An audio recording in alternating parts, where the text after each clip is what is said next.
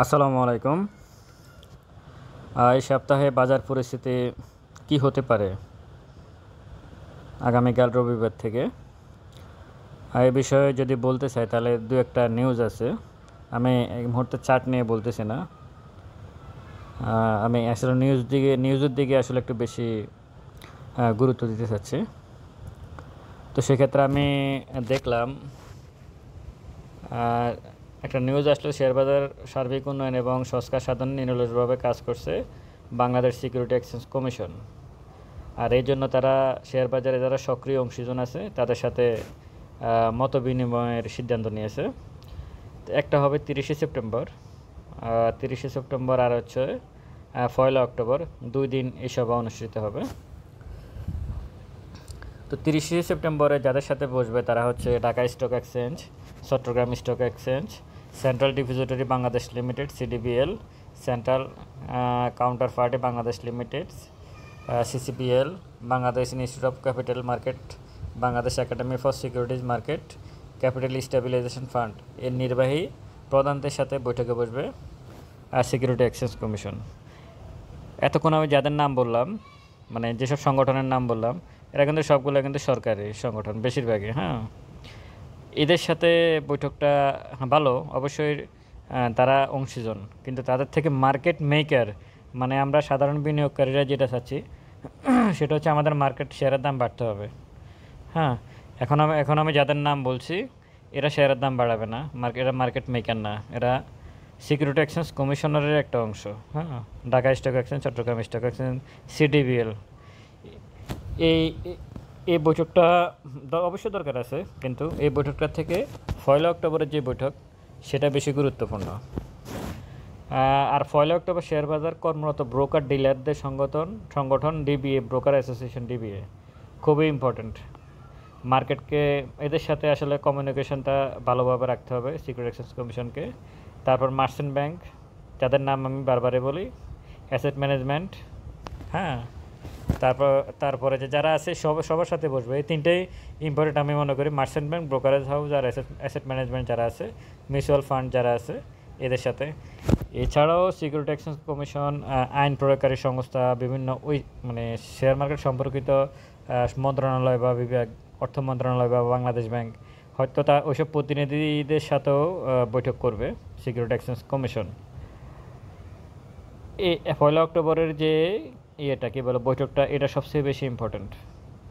হয়তো 30শে সেপ্টেম্বর যেটা তাদেরকে হয়তো বলবে যে তোমরা ব্রোকার ডিলার বা যারা আছে এদেরকে, নিশ্চয় ইন্টারনালি অনেক কিছুই হতে পারে। এই বৈঠকগুলো গুরুত্বপূর্ণ, এই বৈঠকগুলোর উপরে নির্ভর করবে এই সপ্তাহের মার্কেট পরিস্থিতি কী হবে।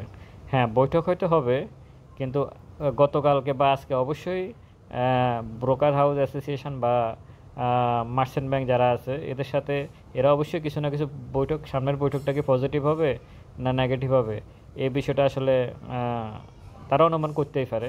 তা আমার ধারণা পজিটিভ কিছু হবে, কারণ নেগেটিভ হতে হতে মার্কেট এমন এক জায়গায় আসছে, নেগেটিভ হওয়ার দিন শেষ। হয় পজিটিভ হতে হবে, আর না হয় এই মার্কেট রাখারই প্রয়োজন আছে বলে মনে করি না।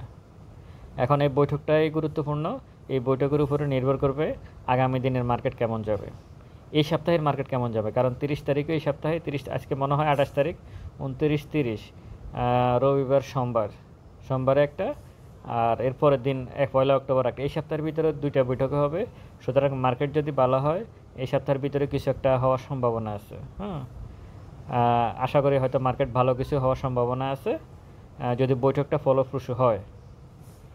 আর আজকে দেখলাম যে বিনিয়োগকারী ঐক্য পরিষদ যারা আছে তারা আজকে সংবাদ সম্মেলন করলো। তারপরে যায় ডিবিএ, মানে ব্রোকারেজ হাউস অ্যাসোসিয়েশন যারা, তারাও সংবাদ সম্মেলন করলো। মোটামুটি সবার গায়ে এখন আগুনের তাপ আস্তে আস্তে লাগতেছে, এটা বোঝাই যাচ্ছে। এখন সবাই মোটামুটি সরব, বিশেষ করে গতকালকে এবং আজকে অনেকগুলো কথা হয়েছে এই মার্কেট নিয়ে। আমি আপনাদেরকে আগের ভিডিওতে বলছিলাম যে মার্কেটের ক্যান্ডেল, ওই হিস্টোগ্রামের বার, ম্যাকডি, এগুলো নিয়ে আসলে এই মুহূর্তে কথা বলার সময় নেই। কারণ ওগুলো দিয়ে মার্কেট যখন ভালো অবস্থায় থাকে তখন ওগুলো কাজ করে, খারাপ অবস্থায় ওইসব বিষয় না। এখন মার্কেটের মূল সমস্যা হচ্ছে, মার্কেটের মূল জায়গাতেই সমস্যা।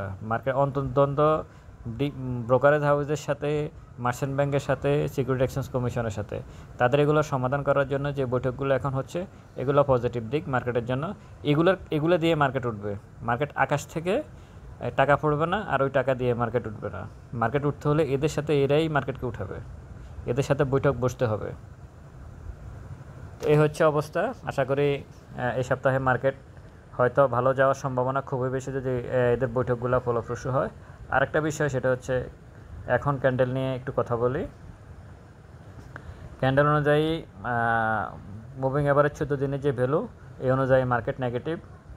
ম্যাকডি অনুযায়ী মার্কেট নেগেটিভ। হিস্টোগ্রামের বার অনুযায়ী মার্কেট নেগেটিভ। পজিটিভ শুধু 2 জায়গায় মার্কেট আছে। এক নাম্বার হচ্ছে যে ক্যান্ডেল, সর্বশেষ যে ক্যান্ডেলটা দেখতেছেন সেটার নিচে একটা উইক আছে। উইক থাকা মানে এখানে বায়াররা অ্যাক্টিভ ছিল। এর আগের যে ক্যান্ডেল থেকে মার্কেট ঘুরছে, আগের যে ক্যান্ডেলটা, হ্যাঁ আগের যে ক্যান্ডেলটা দেখতেছেন সেটাও কিন্তু সেম ক্যান্ডেল, যদিও ওটার উপর উইক ছিল আর এটার উপর উইক নাই, একই ক্যান্ডেল। আগেন এর আগের যে ক্যান্ডেলটা সেটাও সেম ক্যান্ডেল। আপনারা সর্বশেষ নিচে যে 3টা ক্যান্ডেল দেখতেছেন, এই 3টা ক্যান্ডেলে কিন্তু একই রকম ক্যান্ডেল। সুতরাং এখান থেকে মার্কেট ঘোরার সম্ভাবনা আসছে। এটা হচ্ছে পজিটিভ। আর একটা পজিটিভ হচ্ছে টোটাল মার্কেটের পি রেশিও 2% কমে গেছে, এটা পজিটিভ। পি যত কমে যাবে, পি রেশিও যত কমে যাবে, মার্কেট তত পজিটিভ হওয়ার সম্ভাবনা থাকে। কারণ শেয়ারের দাম তত বেশি নিচে থাকে। পি কমা মানে শেয়ারের দাম অনেক কমে গেছে। তো শেয়ারের দাম এই মুহূর্তে এমন এক জায়গায় আছে যে এখান থেকে আসলে আর নিচে কতটুকু পড়বে, আর নিচে পড়লে এই মার্কেট থাকার দরকার আছে কিনা সেটাই চিন্তার বিষয়। তো আশা করি মার্কেট এখান থেকে হয়তো ভালো কিছু মুভমেন্ট যাবে। প্লাস এই মিটিংগুলা, এই বৈঠকগুলা ভালো কিছু বয়ে আনুক সাধারণ বিনিয়োগকারীদের, এটাই আসলে প্রত্যাশা। এটাই প্রত্যাশা।